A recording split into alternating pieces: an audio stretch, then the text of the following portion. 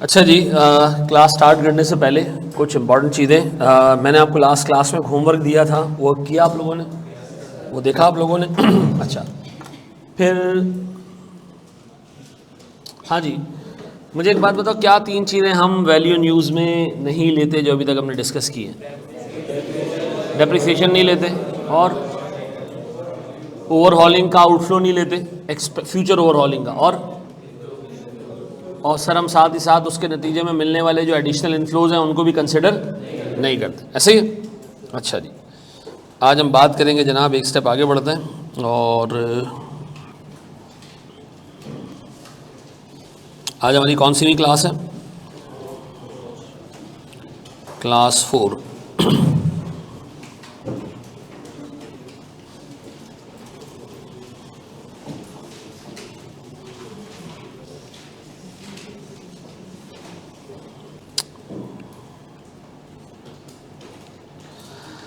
अच्छा जी,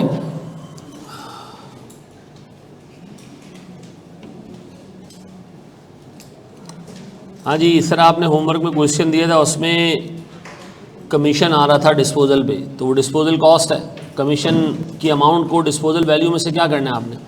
माइनस कर देना कि भाई जब मैं बेचने जाऊंगा तो मुझे इतने पैसे जेब से देने पड़ेंगे, जो डिस्पोजल वैल्यू मिलेगी मुझे ये पैसे जेब से देने पड़ेंगे, तो डिस्पोजल वैल्यू को कम कर देना। ये तो हम करते हुए आ रहे हैं ना पीछे। ये क्या किया हमने, कहाँ गया ये डिस्पोजल वैल्यू जो है वो क्या है, 240 है, माइनस कितने की हमने इसमें से? 24। ये 24 क्या था? ये कॉस्ट टू सेल था, तो कमीशन भी कॉस्ट टू सेल है। अच्छा, वहाँ दो कमीशन दिए हुए थे, एक दिया हुआ था fair value less cost to sell के लिए, एक दिया हुआ था डिस्पोजल के लिए, तो दोनों कमीशन आपने देख के अपनी अपनी जगहों में डालने थे, ठीक है जी। एक fair value less cost to sell में आ जाएगा और दूसरा एंड पे आ जाएगा, ठीक है जी। अच्छा जी, बोर्ड पे देखिएगा दोस्त, बहुत इंपॉर्टेंट चीज़ हम डिस्कस करने जा रहे हैं, ठीक है जी। मैं आपको 5 एक्सेप्शंस बताने जा रहा हूँ। क्या बताने जा रहा हूँ? 5 एक्सेप्शंस जो आपने कैश फ्लोज में नहीं लेनी, ठीक है जी। एक एक करके हम डिस्कस करते हैं। सबसे पहले हम बात करते हैं जनाब पास्ट रिसीवेबल्स की।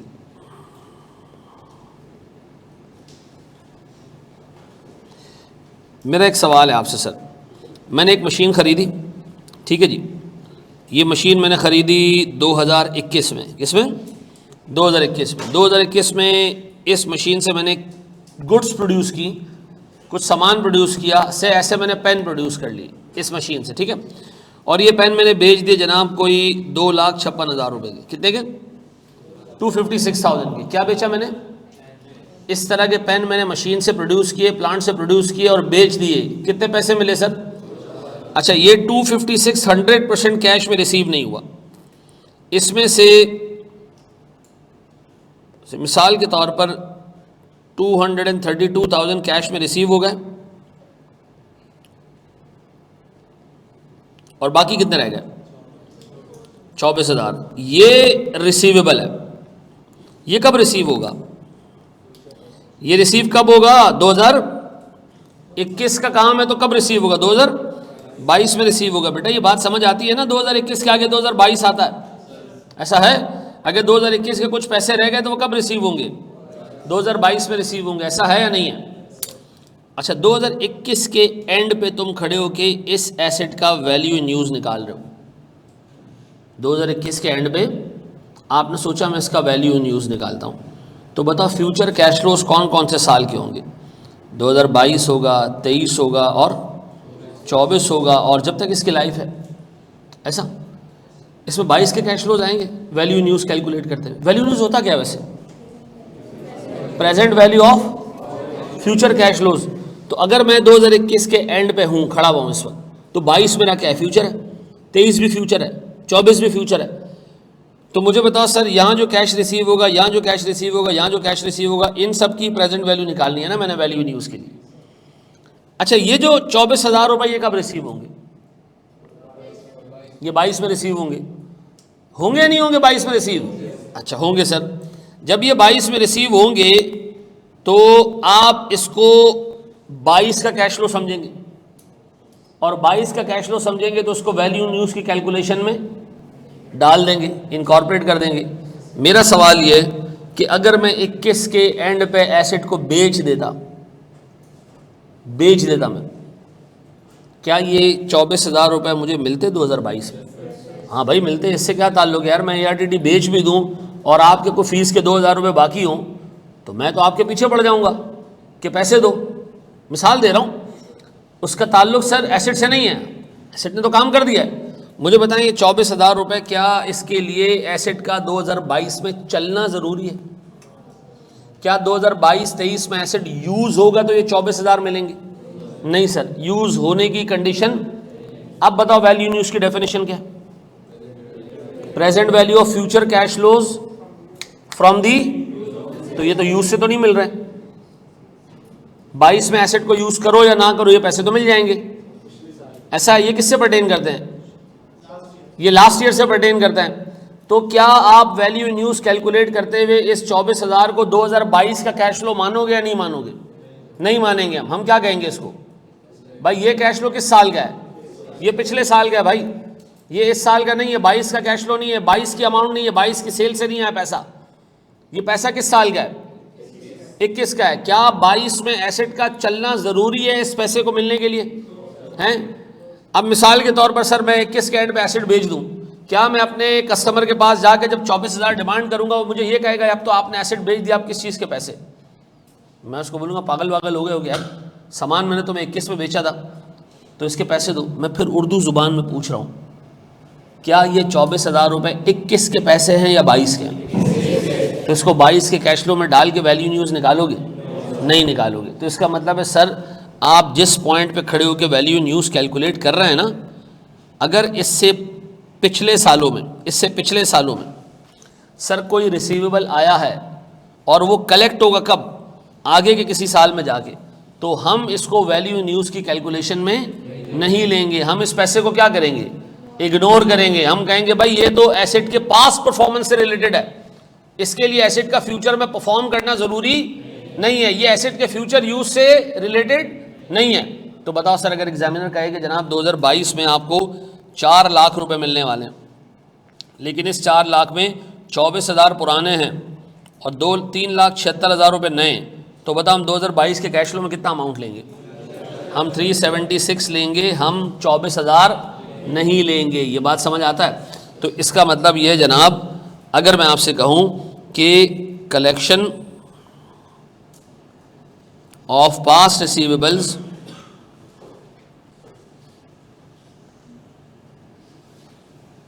are ignored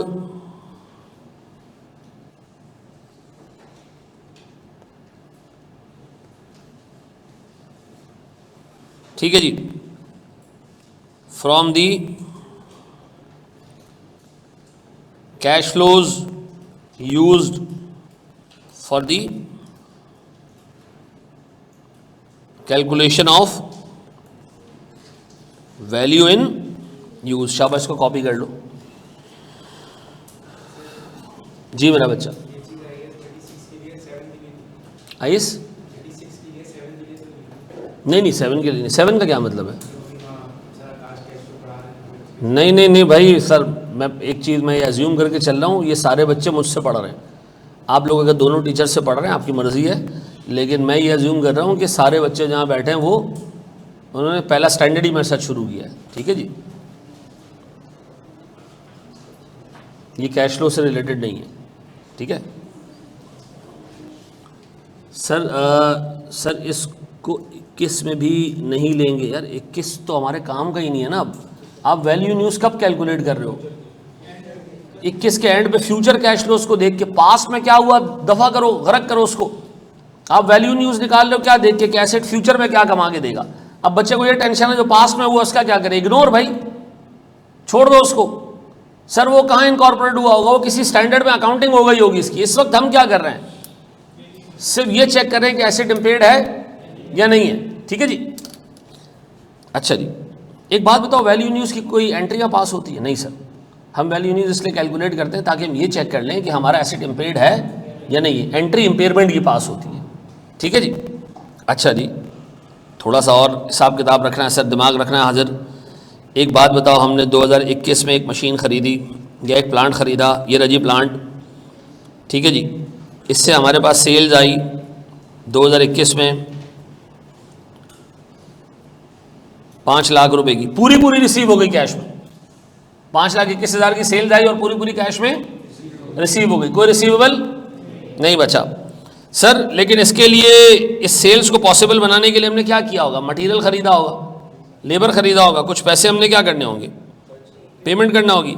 पेमेंट थी सर 4 लाख की, लेकिन हमने इस 4 लाख में से सर 3,90,000 पे कर दिए और 10,000 हमने कहा जी हम कब पे करेंगे?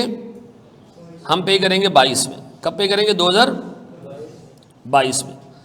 अब बताओ, ये जब पे होंगे 2022 में और आप 21 के एंड पे खड़े होके वैल्यू न्यूज़ कैलकुलेट कर रहे हैं, क्या ये अगले साल के कैश फ्लो में आएगा?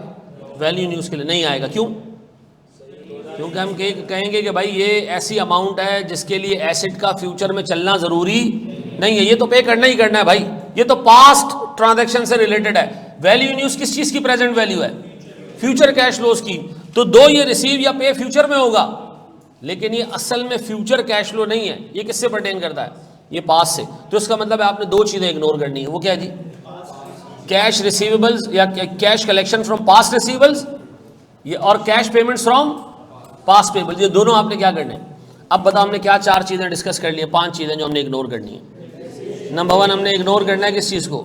डेप्रिसिएशन को। नंबर 2 ओवरहॉलिंग, फ्यूचर ओवरहॉलिंग को, पूरा वर्ड बोलो, फ्यूचर ओवरहॉलिंग। और फ्यूचर ओवरहॉलिंग के नतीजे में मिलने वाले एडिशनल इन्फ्लोज, और सर पास्ट रिसीवेबल्स, और सर पास्ट पेबल्स। ऐसा है सर? ऐसा है मेरे बच्चों? ये भी कॉपी कर लो। इसका हमने क्या नाम दिया?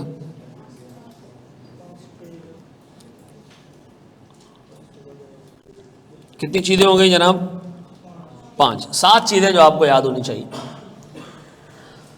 अब पता नहीं मैं कौन से वाला लाया था।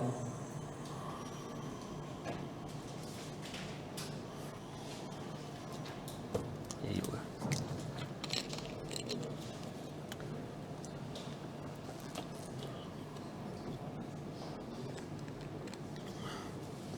यार कितने लोग किसी दूसरे का झूठा पानी पी लेते हैं?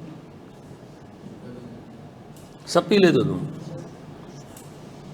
मुझसे पता नहीं यार, नहीं पिया जाता, ताकि मुसलमान का झूठा जो है वो उसमें शिफा होती है। लेकिन मुसलमान अगर मुंह ही नहीं धोए, ओरल हाइजीन का ख्याल ही नहीं रखे, तो फिर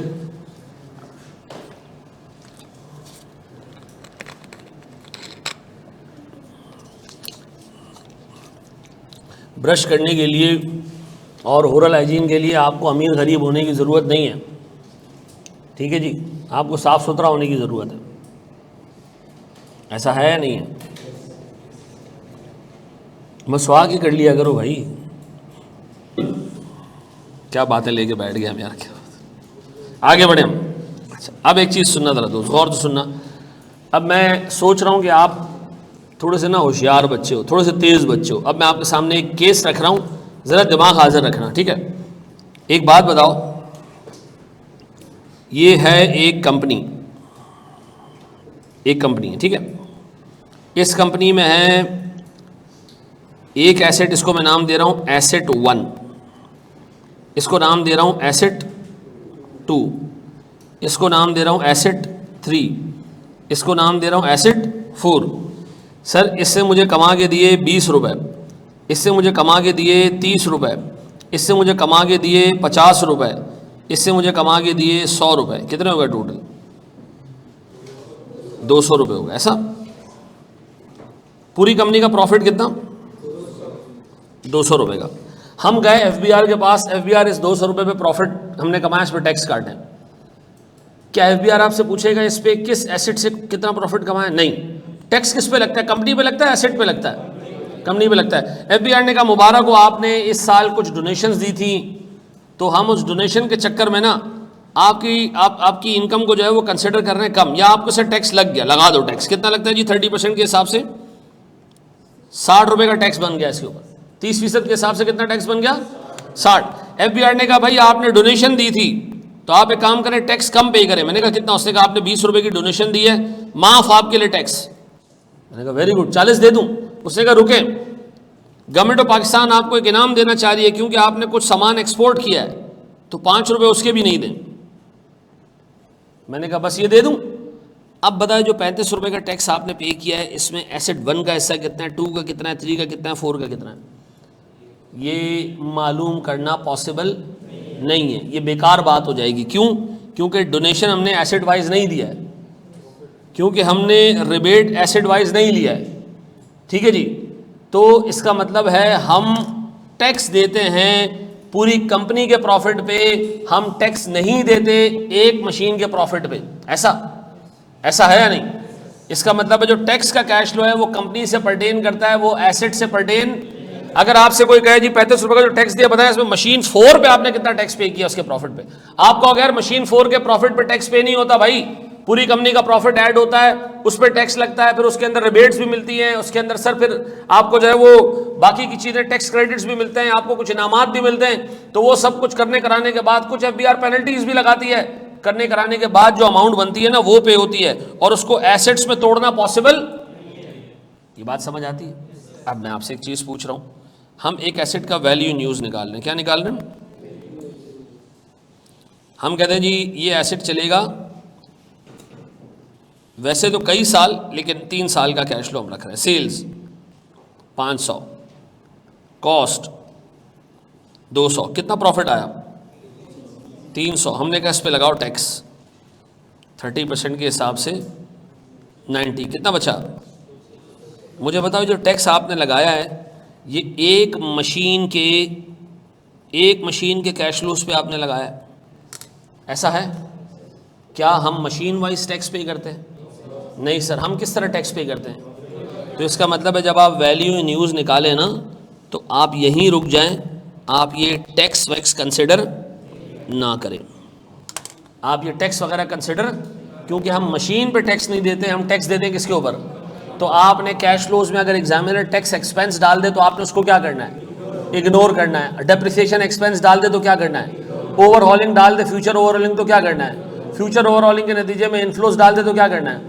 इग्नोर करना है। सर आपको पास पेबल्स की कलेक्शन डाल दे तो इग्नोर करना है, पास पेबल्स की पेमेंट डाल दे तो, फिर रिपीट कर रहा हूं, इनकम टैक्स एक्सपेंस डाल दे तो।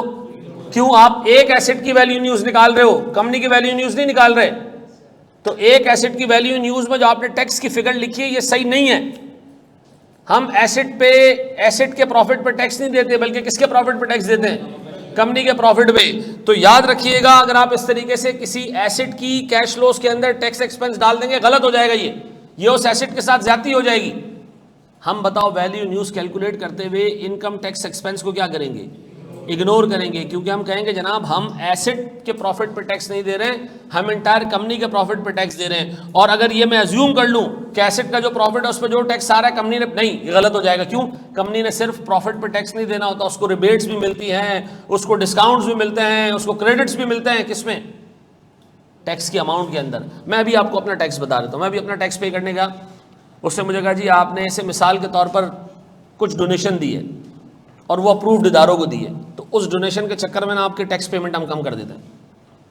मैंने कहा थैंक यू वेरी मच जी। तो क्या किया जनाब उन्होंने? कम कर दिया। मिसाल के तौर पर सर मैंने कुछ लेक्चर अपने इंडिया बेचे, कुछ लेक्चर मैंने सर ऑस्ट्रेलिया बेचे। उन्होंने कहा सर इफेक्टिवली वहाँ से फॉरेन रेमिटेंस आई है तो हम उस पर आपको रिबेट दे रहे हैं जी, ठीक है जी, हम उसका टैक्स आपसे कलेक्ट ही नहीं कर रहे, माफ हो इनकम। अब बताओ क्या होगा इससे?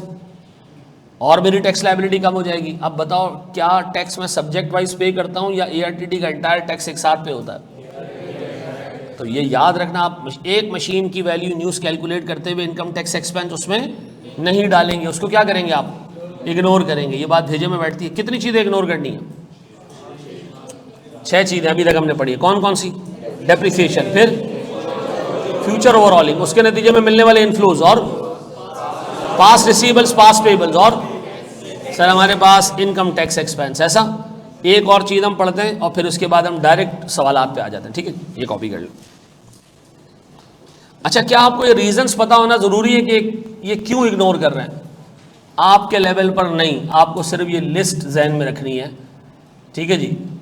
ये आपको पता ना भी हो तो काम चल जाएगा, लेकिन मैं ये नहीं चाहता कि आपको ये ना पता हो, ठीक है जी? तो मैं इसलिए साथ साथ बताता जा रहा हूँ। इसका क्या नाम है जनाब?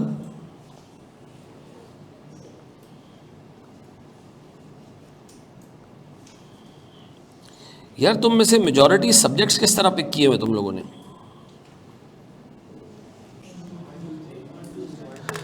कोई ऐसा मुजाहिद तो नहीं जो 1, 2 और 4 दे रहा है? ऐसा कोई मुजाहिद है तो उसको तोप में बिठा के सलामी देनी चाहिए, हैं? कल मेरे पास एक बच्चा है, उसने कहा सर मुझे मेरे टीचर ने गाइड किया कि कॉस्टिंग आप ना दें, तो वो मुश्किल है। तो मैंने कहा कब दोगे, जब वो और मुश्किल हो जाएगा। उसने कहा सर ये तो पता नहीं है, लेकिन ये कि टीचर ने मना किया। भाई अपना भी दिमाग लगाया करो यार, 4 मिनट के लिए बैठ के ज़रा खुद एजुकेशन स्कीम भी पढ़ लिया करो, हैं? FAR1 business law and tax, बेहतरीन। किसी बच्चे ने सुबह फेसबुक पर डाला हुआ था कि CA करने जब आ रहे हो तो ये जो काउंसलर्स आपको घेरने के लिए कहते हैं कि जी आप इतने टाइम बाद इतने पैसे कमा लोगे, तो ये सब झूठ बोलते हैं। यार हर एक बंदे का सिनेरियो अलग है, हर एक बंदे का सिनेरियो अलग है। मुझे यकीन करो, एक 2 यहाँ बहन भाई बैठते थे, अरशद और सुहैमा, ये हमारे दोनों गोल्ड मेडलिस्ट बच्चे हैं। उन्होंने PRC पास किया है कोई 1.5 महीने में, A-levels बैकग्राउंड के आए थे, 1.5 महीने में उन्होंने एडमिशन लिया, PRC के एग्ज़ाम दे दिए। कैफ पास किया उन्होंने 2 अटैम्प्ट्स में, 2 अटैम्प्ट्स में 4-4 पेपर करके कैफ पास कर लिया। फाइनल में गए, बहन ने 4 और 4 करके क्वालिफाई कर लिया 2 अटैम्प्ट्स में CFAP, और उसकी टोटल जो जर्नी है पूरे CA की, वो 2.5 साल के अंदर क्वालिफाई कर गई। ठीक है, साल बीच में और डाल दो तो 3 साल में वो क्वालिफाई कर गई। ठीक है जी। अब आप उसको कंपेयर करो जहांगीर भाई से, जिन्होंने PRC में एडमिशन लिया तो आखिरी माफ़ी वाली अटैम्प्ट में, जिसमें वो डिसक्वालीफाई होने वाले थे, वो पास हो के कैफ में आ गए। फिर उन्होंने रच के यहाँ 5 साल लगाए, ठीक है जी, और उसके बाद अब वो धक्के लग के फाइनल में पहुँच गए, और फाइनल में उनका एक भी पेपर पास नहीं हुआ, आर्टिकल्स हो गई। तो ये 2 कंपेरेबल लोग हैं। अब जो बच्चा उस बच्चे को देख कर आ रहा है जिसका 3 साल में CA हुआ है, वो तो बड़ा एनर्जेटिक हो गया आएगा कि जब ये कर गया तो मैं भी कर लूँगा। और जो देख रहे जहांगीर भाई को, वो क्या कहेंगे? अनफॉर्चुनेटली हमारे जितने बच्चे कॉमर्स बैकग्राउंड से आते हैं ना, और A-levels बैकग्राउंड से आते हैं, उनमें मेजॉरिटी उन लोगों से पढ़ के आते हैं जिनका CA नहीं निकला, और वो आपको बताते भी क्या हैं, नहीं हो सकता, मुश्किल है, मर जाओगे, तबाह हो जाओगे। भाई आप मेहनत करो, तरीके से क्लासेस लो, किसी जगह से भी पढ़ो आप यार। बड़े जो कॉलेजेस हैं रीजनेबल, सब जगह से बच्चा पास हो जाता है, ठीक है जी। लेकिन मैं ये देखता हूँ यार, हर लूज़र जो है वो आके एक बात करता है, वो दूसरा जो पास हो रहा था वो दूसरी बात करता है। आप अपने हिसाब से चीज़ें देखा करो।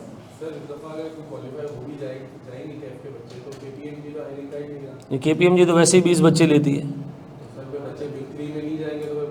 देखो यार, ये एक ऐसी चीज़ है, ये एक ऐसी चीज़ है जिस पे हम आर्ग्यू कर सकते हैं। रीज़न ये है कि यार अपॉर्चुनिटीज़ मुल्क में कितनी है, ठीक है, लेकिन डाउन द लाइन आपको आगे आने वाले दिनों में अब ICAP पे भी प्रेशर आएगा ना, आप पे तो नहीं है खाली। तो ये पाकिस्तान से बाहर आर्टिकल्स खोलेंगे, इनकी मजबूरी बनेगी, ठीक है जी। और मैं आपको बताऊं, institute of chartered accountants of India का 70% बच्चा जो है वो दुबई में, अबू धाबी में, उसमें कतर में, ओमान में, बहरैन में, इसमें जाके अपनी आर्टिकल्स पूरी करता है, ठीक है ना। आप तो चीप लेबर हो यार। मैं अपनी मासी को 35,000 40,000 रुपये तनख्वाह देता हूँ, यहाँ फर्म में 22,000 रुपये आपकी स्टाइपेंड है।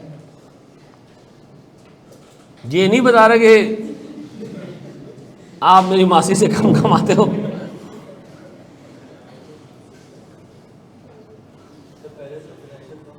हैं?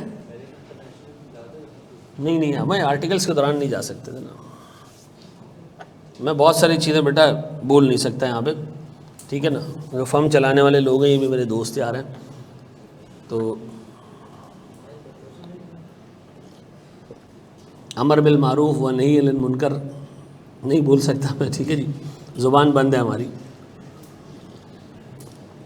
लेकिन आप फर्स्ट अटैम्प्ट पास हो जाओ, आप चले जाओगे अच्छी फर्म, ये मैं आपको अश्योरेंस दे रहा हूँ। 3 अटैम्प्ट में कैफ पास कर लो, किसी का बाप भी आपको नहीं रोकता। 6 अटैम्प्ट वाला कह रहा है मुझे अच्छी फर्म नहीं मिल रही है, तो बंगी नहीं मिलेगी ना। सॉरी अगर कोई है यहाँ पर तो, हैं?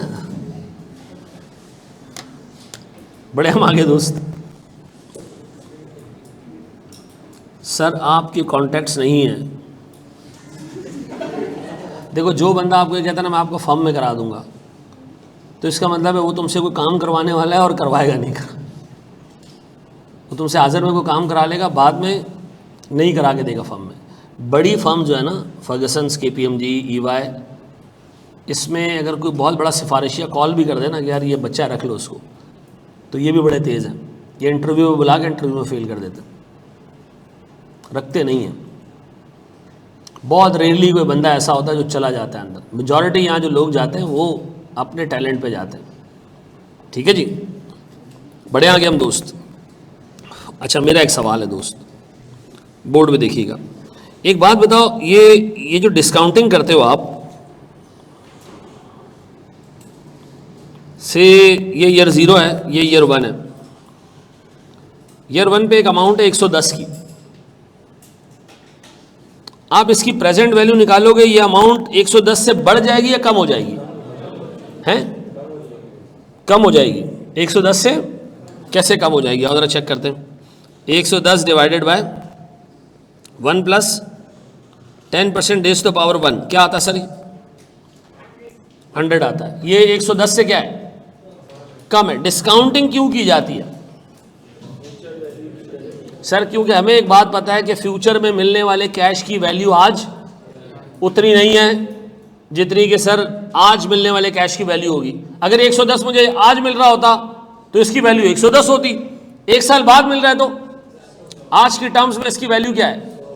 अच्छा, मुझे बताएं, ये जो रेट है, ये कौन सा रेट है? ये इन्फ्लेशन है या इंटरेस्ट है? हाँ, उसूलन या इन्फ्लेशन आना चाहिए आपके लेवल की। अगर मैं बात करूं, उसूलन यहाँ क्या आना चाहिए? अच्छा, इन्फ्लेशन कैसे गेज करेंगे? कैसे पता चलेगा कि मुल्क में इन्फ्लेशन रेट क्या चल रहा है? ये पता है कि मुल्क में इन्फ्लेशन कैसे कैलकुलेट होता है? मारूंगा तुम लोगों को यार, इकोनॉमिक्स नहीं पढ़कर आ रहे हो यार। यकीन करो मेरा बस नहीं चलता, मैं CA के पूरे 21 सब्जेक्ट पढ़ाऊँ आप लोग, बुनियाद आपकी वहाँ से बनाऊँ मैं। ओ भाई अल्लाह के बंदो, इन्फ्लेशन रेट ऐसे पता चलता है कि गवर्नमेंट ऑफ पाकिस्तान ने एक बास्केट बनाई हुई है कि एक 4 लोगों के घर में, 4 लोग जहाँ रहते हैं उसमें कितना सामान मंथली आता होगा। उन्होंने उसमें रखा जी 20 kg आटा, ठीक है जी, थैले में, ठीक है जी। उन्होंने रखा जी 5 kg चावल, ठीक है जी। उन्होंने रखा जी चीनी, पत्ती, रूह अफ़ज़ा की एक बोतल, और क्या आता है? अल्लाह माफ़ करे, हैं माचिस। Very good sir.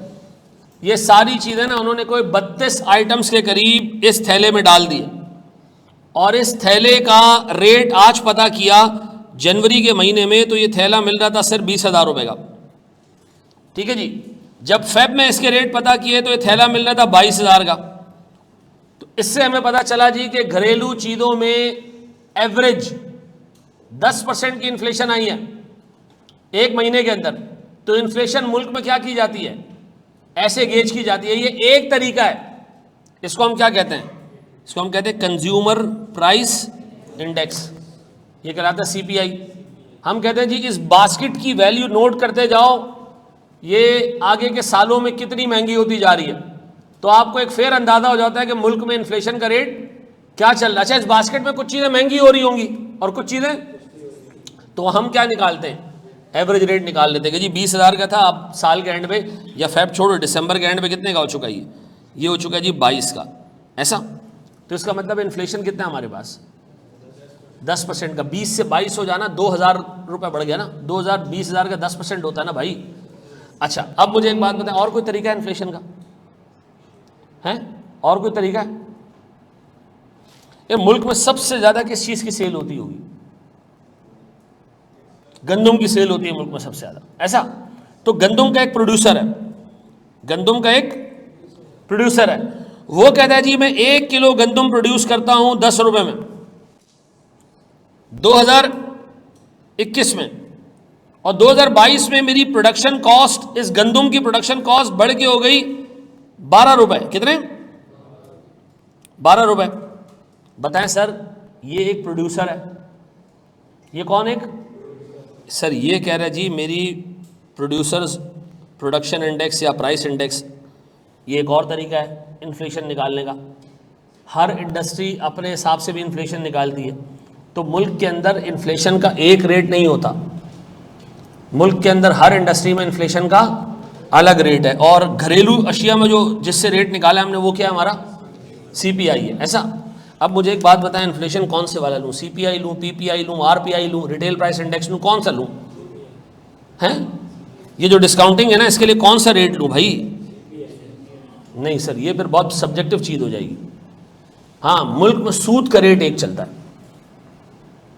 मुल्क में सूद का रेट, और जो इन्फ्लेशन से थोड़ा सा ज्यादा होता है, जो इन्फ्लेशन से थोड़ा सा, तो स्टैंडर्ड ने कहा काम धक्के हम खाएंगे, ये सारे इन्फ्लेशन के रेट्स ढूंढेंगे, अपनी मर्जी से इन्फ्लेशन का रेट उठाएंगे, इससे बेहतर हम क्या रेट यूज कर लें?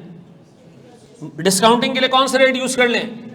इंटरेस्ट रेट इस्तेमाल कर लें। इंटरेस्ट रेट आपको कहां से मिल जाएगा? स्टेट बैंक की वेबसाइट से मिल जाएगा। आपको यह पता चल जाएगा मुल्क के अंदर एवरेज सूद का रेट क्या चल रहा है। आप वहां से एक ही रेट पिक कर लें। दुनिया का हर स्टेट बैंक, जो सेंट्रल बैंक होता है, वो सर ये इंटरेस्ट रेट कैलकुलेट करके आवाम को बता रहा था कि मुल्क में, पाकिस्तान में क्या चल रहा है सूद का रेट? 22%, 21% रेट चल रहा है। ये कहां से आपको पता चला? आपने सर अभी स्टेट बैंक की वेबसाइट खोली, वहां आ रहा था KIBOR Karachi inter bank offer rate होता है, आपने पता कर लिया, अच्छा मुल्क में यार सूद का ये रेट चल रहा है। तो मुझे बताओ, यहाँ उसूलन आपके लेवल पे अगर मैं बात करूं तो इधर आना चाहिए इन्फ्लेशन रेट, लेकिन इन्फ्लेशन हमारे पास एक से ज्यादा है, तो हम क्या यूज करेंगे इधर? अगर आप इंटरेस्ट रेट से डिस्काउंटिंग कर रहे हैं, कैश लॉस को छोटा कर रहे हैं, तो फिर अल्लाह के वास्ते कैश लॉस में इंटरेस्ट एक्सपेंस नाम की चीज नहीं डालना। ये क्यों? अगर आपने कैश लॉस में इंटरेस्ट एक्सपेंस डाला तो कैश लॉस क्या हो जाएंगे? कम हो जाएंगे, ठीक है जी। और फिर आप उसकी डिस्काउंटिंग करेंगे तो और कम हो जाएंगे। तो इंटरेस्ट का इम्पैक्ट कितनी जगह आ जाएगा? 2 जगह आ जाएगा। तो सर हम इंटरेस्ट के कैश लॉस नहीं लेंगे, उसकी जगह क्या करेंगे? हम डिस्काउंटिंग कर लिया करेंगे। तो आइंदा के बाद सर हमारे पास अगर इंटरेस्ट के कैश लॉस भी आएंगे तो हम उसको कंसिडर, क्योंकि हम क्या कर रहे हैं? हम डिस्काउंटिंग कर रहे हैं। हम कह रहे हैं discounting is the alternative of taking the cash loss of interest. तो हम इंटरेस्ट के कैश लॉस नहीं लेंगे, क्या करेंगे सर? हम डिस्काउंटिंग कर लेंगे। अब बताओ कौन कौन से कैश लॉस आपने नहीं लेने? डेप्रिसिएशन नहीं लेना, फ्यूचर ओवरऑलिंग नहीं लेना, फिर आपने सर फ्यूचर ओवरऑलिंग के नतीजे में इनफ्लोज नहीं लेने, पास्ट रिसीवेबल पास्ट पेबल्स नहीं लेने, इंटरेस्ट एक्सपेंस भी नहीं लेना, और इनकम टैक्स एक्सपेंस भी नहीं लेना, और सारी चीजें नहीं लेना, लेकिन डिस्काउंटिंग आपने जरूर करनी है। इन्फ्लेशन रेट से या इंटरेस्ट रेट से? इंटरेस्ट रेट से। ऐसा है। अब बताएं सर, अगर मुझे ये 7 चीजें याद है ना, this is sufficient for me कि मैं अपने एग्जाम का सवाल सॉल्व कर लूं। इसकी रीजनिंग याद है, बहुत अच्छी बात है। नहीं याद तो काम आपका फिर भी चल जाएगा। मुझे एक बात बताएं सर, फिर पूछ रहा हूं, डेप्रिसिएशन क्यों नहीं लेते? नॉन कैश है। फ्यूचर ओवरऑलिंग क्यों नहीं लोगे? सर अगर हम फ्यूचर ओवरऑलिंग लेने लग जाएं तो हर बंदा कहेगा कि भाई इस कैमरा में मैं एक ऐसी चिप डालूंगा कि ये यहाँ से दीवार के पार आर पार देखना शुरू हो जाएगा, और फिर हम जो है वो इंडिया से जंग करते हुए यहीं से बैठ के उनकी पूरी स्ट्रेटजीज देख लिया करेंगे। तो इस कैमरे की वैल्यू $2 बिलियन हो जाएगी, $4 बिलियन हो जाएगी, ठीक है जी। तो हम यहीं से जो है वो कैमरा जिसके घर में झांकना होगा हम यहीं से झांक लेंगे, ठीक है जी। तो अब मुझे एक बात बताइए, ये एक्सेप्टेबल बात है? नहीं। फ्यूचर ओवरऑलिंग हम नहीं लेंगे, उसके नतीजे में जो इन्फ्लोज आ रहे हैं वो भी। पास्ट रिसीवेबल्स क्यों नहीं ले रहे? क्योंकि उसके लिए एसेट का फ्यूचर में चलना जरूरी नहीं है। पास्ट पेबल्स क्यों नहीं ले रहे? क्योंकि सर वो एसेट की फ्यूचर परफॉर्मेंस से रिलेटेड नहीं है। आपने हर हाल में वो पैसा रिसीव या पे करना है, चाहे एसेट हो या ना हो। इनकम टैक्स एक्सपेंस क्यों नहीं लेना? क्योंकि sir income tax company level का मैटर है, एसेट लेवल का मैटर नहीं है। फिर सर हमारे पास इंटरेस्ट नहीं लेना, क्यों? क्योंकि सर हम डिस्काउंटिंग कर रहे हैं, एक तरफ हम कैश फ्लोस को वैसे ही छोटा कर रहे हैं, और फिर आप इंटरेस्ट एक्सपेंस भी डाल दोगे तो एक चीज़ कितनी दफ़ा काउंट हो जाएगी? 2 दफ़ा काउंट हो जाएगी। ऐसा है। आगे बढ़े हम दोस्त। ये हिसाब किताब, ये 7 चीज़ें याद है ना? याद है ना? यकीन करो पेपर वाले दिन व्हाट्सएप ग्रुप पे मैसेज आ रहा था, यार वो लिस्ट तो शेयर करना जो वैल्यू न्यूज़ में सर ने कहा था इग्नोर करनी है। और मेरी किसी ने एक तस्वीर बनाई है, एक क्या कहते हैं उसको, क्या कहते हैं उसको, स्टिकर बनाया हुआ जिसपे मैं यूँ लानत दे रहा हूँ, ठीक है जी। और वो उसको भेज देता कोई ना कोई। अच्छा जी, ये कॉपी करें तो मैं आपको अब सवालात करवाना शुरू करूं।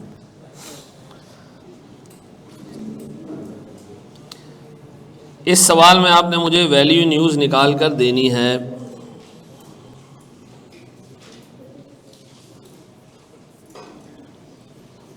अच्छा एक बात बताओ, सच सच बताना, झूठ बिल्कुल नहीं बोलना। अगर सच बोला ना तुम लोगों ने तो इंशाल्लाह पहली अटैम्प्ट में सब पास हो जाओगे, और जिससे झूठ बोला नहीं पास होगा वो फेल होगा। कितने लोगों ने होमवर्क किया और कितने लोगों ने नहीं किया? अच्छा मैं कुछ नहीं बोल रहा, हाथ उठाने में, और नहीं उठाओगे ना फेल हो जाओगे इंशाल्लाह। हाँ कितने लोगों ने नहीं किया होमवर्क? ज़रा ऐसे उठाओ ना, कारनामा किया तो ऐसे उठाओ ना यार। हाँ वेरी गुड बेटा, वेरी गुड, गुड एक्शन। अगली अटेम्प्ट में यही सब्जेक्ट आपको 5,000 रुपये में मिलेगा। ये मैं आपको खुशखबरी दे रहा हूँ, ठीक है जी। तो पैसे का लॉस नहीं हो, सिर्फ टाइम ही ख़राब हो रहा है, ठीक है जी। हैं जिसने किया है, अच्छा जिसने सच बोला वो पास हो जाएगा, चलो ठीक है। बंदे ने कहा मैं रोज़ सच बोला करूँगा, काम कद्दू नहीं करूँगा मैं। अच्छा जी बोर्ड पे देखिएगा दोस्त। सर ये मेरे पास एक सवाल है, एक एसेट है जिसके कैश फ्लोज दिए हुए, रिमेनिंग यूजफुल लाइफ इसकी कितनी है? 4 साल। इनफ्लोज भी है, आउटफ्लोज भी है, और डिस्पोजल वैल्यू भी है। वो कह रहे हैं इनफ्लोज ऑफ ईयर 1, किसकी बात कर रहे हैं? इस इनफ्लो की बात कर रहे हैं। उसने कहा इनफ्लोज ऑफ ईयर 1 इंक्लूड्स 40 रुपये, इसमें 40 रुपये शामिल हैं। कौन से वाले? पुराने रिसीवेबल के। तो क्या करोगे? हटा के बाकी का कैश फ्लो यहां लोगे। फिर उसे का आउटफ्लो ऑफ ईयर 1 इंक्लूड्स 18 रुपये पेबल, जो कि किससे पर्टेन करता है?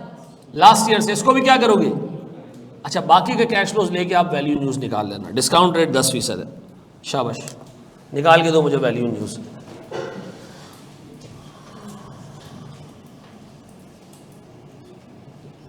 इंटरेस्ट रेट से डिस्काउंटिंग कर देना।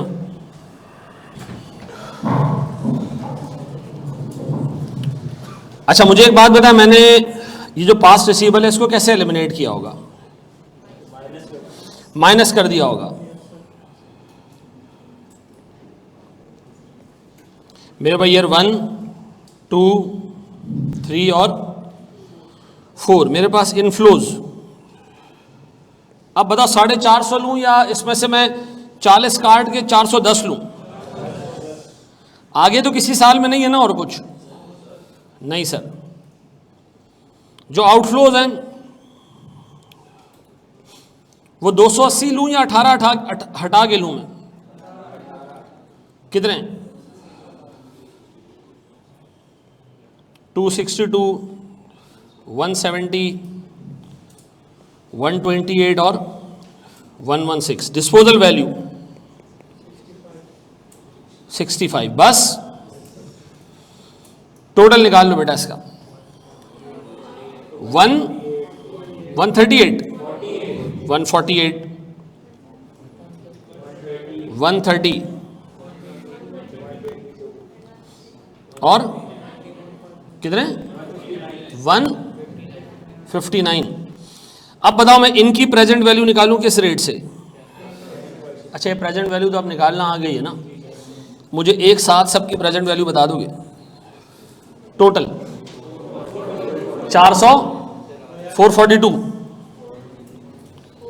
डेसिमल्स आए, एक नंबर आगे चला जाए, एक नंबर पीछे चला जाए, कोई टेंशन लेने वाली बात नहीं है, ऐसा? अच्छा जी, हाँ जी, क्या सात चीज है कि नहीं लेना वैल्यू न्यूज में? डेप्रिसिएशन है, फ्यूचर ओवरहॉलिंग है, उसके नतीजे में मिलने वाले, फ्यूचर ओवरहॉलिंग के नतीजे में मिलने वाले एडिशनल इनफ्लोज है, past receivable, past payables, interest और इनकम टैक्स, ऐसा? आओ मेरे बच्चों, मुझे ये सवाल भी करके दो फिर।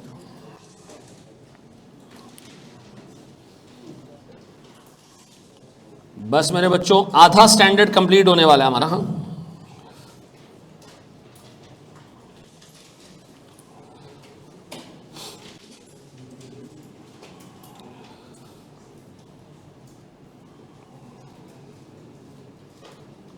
शाबाश जी, शुरू हो जाए जी। 18 प्लस क्यों हो रहा है, कहां प्लस हो रहा है?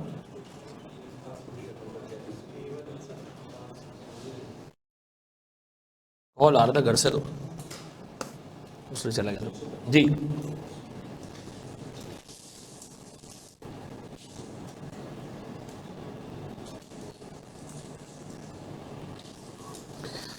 जी मेरे बच्चों, इसमें किस तरह जाएंगे हम? हमारी क्लास कितने, 12 बजे? मुझे बताओ इसमें हम किस तरह जाएंगे सर? हैं ये आउटफ्लोज भी लेंगे, फिर डेप्रिसिएशन का क्या करेंगे? इग्नोर करेंगे, हटा देना। फिर इंटरेस्ट हटा देना। फिर इनकम टैक्स एक्सपेंस नहीं लेना। लेकिन इस इनफ्लोज और आउटफ्लोज में भी नीचे एडजस्टमेंट्स आ रही हैं। ये आपके एग्जाम लेवल का क्वेश्चन है।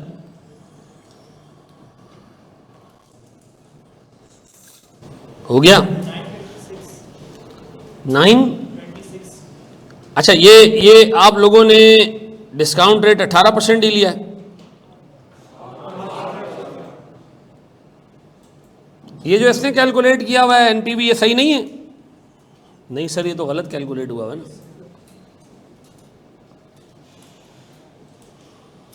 मैं कह रहा हूं, मुझे बताया मुश्किल है या बहुत ही मुश्किल है? आसान है। अल्लाह तेरा शुक्र है कि ये तुम्हें आसान लग रहा है। गुड, अच्छे बच्चे हो तुम लोग यार। और अगर ये मेरी गलत फहमी है तो रहने देना। 25 हटा दें सर इसमें से, इनफ्लोज में से कितने रह जाएंगे? 625। फिर जी 610, 510,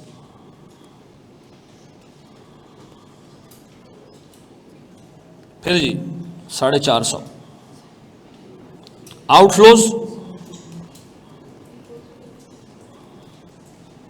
358 है, उसमें से हमने क्या हटाने? 14 हटाने, ऐड नहीं कर देना कहीं इसमें, तो 344 रह जाएंगे। फिर मेरे बच्चों 275, 255, फिर प्यारे बच्चों 234। अच्छा, आउटफ्लोज के बाद डेप्रिसिएशन लेना? नहीं। इंटरेस्ट लेना है? नहीं। इनकम टैक्स लेना है? नहीं। तो भाई यही करना है। आपको पता है इस सवाल में करने के इतने मार्क्स नहीं है जितने इग्नोर करने के। ये मैं आपको बता रहा हूँ, एग्जामिनर का मार्किंग गाइडलाइन आता है इग्नोर, ये कैश फ्लो इग्नोर करने का 0.5 थे। हमने फिर इस पर सवाल पूछा था एक दफा आई कैप से, अगर एक बंदा सवाल ही अटेम्प्ट ना करे तो इग्नोर करने के नंबर मिलेंगे? इफेक्टिवली इग्नोर हो गया ना। उसने कहा नहीं, वैल्यू न्यूज़ पूरा कैलकुलेट होना चाहिए और उसमें कैश फ्लोज इग्नोर होने चाहिए। पूरा सवाल ही इग्नोर कर दिया तो इग्नोर के नंबर नहीं मिलेंगे। ठीक है जी, बस है जी। क्या आ रहा है जी? 209, ये फिर उर्दू जुबान में 335,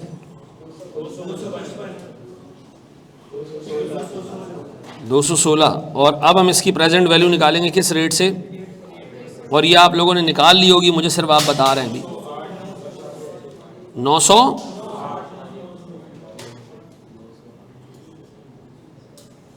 ऐसा कर लोगे?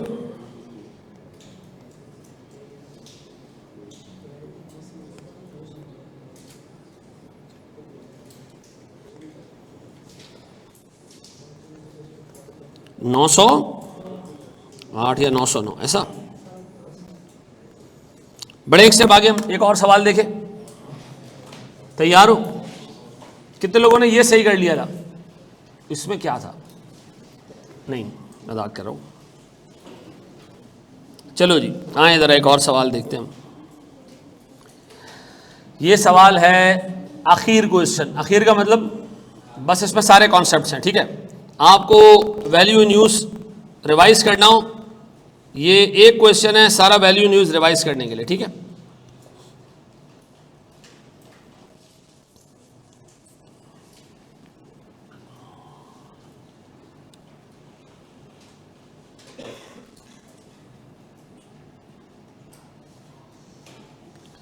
हाँ जी, मैं इसको रीड करूं या कर रहे हो?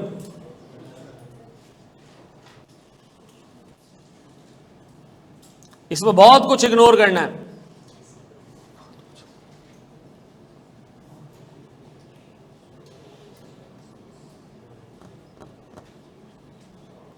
इनफ्लोज में भी कुछ शामिल है, आउटफ्लोज में भी कुछ शामिल है, प्लांट एंड पे बिक भी रहा है। हाँ जी, हाँ पता नहीं, मुझे तो बड़ा अजीब लग रहा है क्योंकि ये तुम्हारा एग्जाम स्टैंडर्ड क्वेश्चन है। ठीक है जी, 1, 2, 3 और 4, मुझे बताओ क्या क्या है इसमें सर?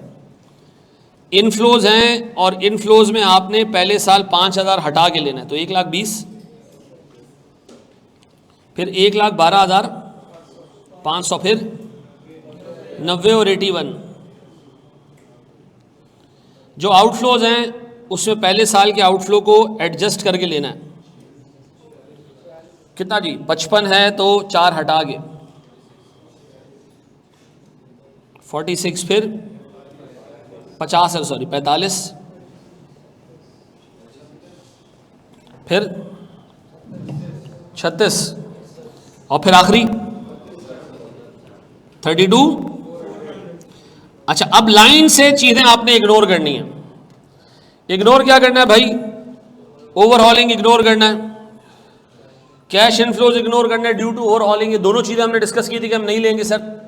फिर इंटरेस्ट पेमेंट पे हम लानत बेचते हैं, डेप्रिसिएशन को हम नहीं समझते कि इसको वैल्यू न्यूज में डाला जाए, और टैक्स एक्सपेंस पे भी हम लानत बेचते हैं। अब आप देखो, 2 चीज़ें आपने सिर्फ इनकॉर्पोरेट की है, बाकी सब इग्नोर कर दी। एक चीज़ अभी बाकी है, वो कह रहा है एंड पे मशीन बिकेगी 40,250 रुपये में। यह आपने यहाँ लेना है एंड में, या आपने एंड में लेना है। डिस्पोजल वैल्यू कितनी? हेलो, क्या आ रहा है सर? अच्छा, ये एंड में लिया आप लोगों ने? ये 40,250 लिया एंड में, या भूल गए? कितने लोग भूल गए थे? चलो खैर है, कोई मसला नहीं। ये 67,500 ये, और ये मेरे बच्चों पक्का? अब अगर मैं इसकी प्रेजेंट वैल्यू निकालूं किस रेट से, तो बताओ मुझे इसकी टोटल प्रेजेंट वैल्यू बताओगे कितनी है? 2,29,342,44 बस, ठीक है sir. Thank you very much, अल्लाह आपको खुश रखे अपने ख़र्चे में। क्या बन गया भाई? मुझे बताओ, घर पे देख लोगे ये चीज़ें, रिवाइज कर लोगे? आज आपको एक तगड़ा होमवर्क मिलना चाहिए फिर, हैं, ताकि आपको नानी याद आ जाए। ऐसा? Thank you very much. यहीं तक रखते हैं हम, 5 मिनट रह गए लेकिन बस है।